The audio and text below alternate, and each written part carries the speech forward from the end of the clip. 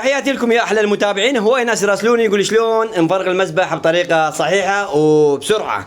طبعا تقدر تخلي الصوندة بداخله والراس الثاني زته بالقاع، هذا لمده 7 ساعات يفرغ المسبح. بس اذا تريد المسبح يفرغ مباشره تفتح ذني حلقات، افتح هاي، افتحها هاي واحده، افتح الثاني، اثنين، افتح الثالث، تفتح 3 قطع. يعني تجي هنا تفتح ذني المشدودات تفتحن.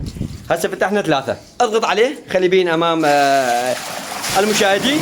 بهاي الطريقة الماي ما تلحق، الماي ما تلحق مثل الطلقة.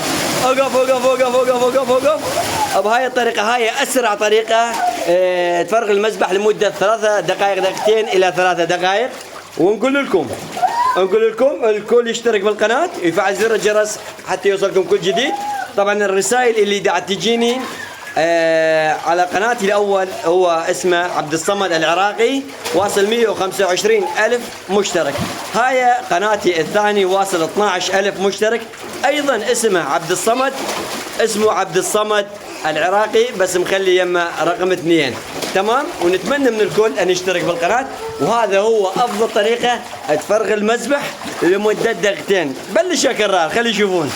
الله عليك يا كرار، وتحياتي لكم والسلام عليكم ورحمة الله وبركاته.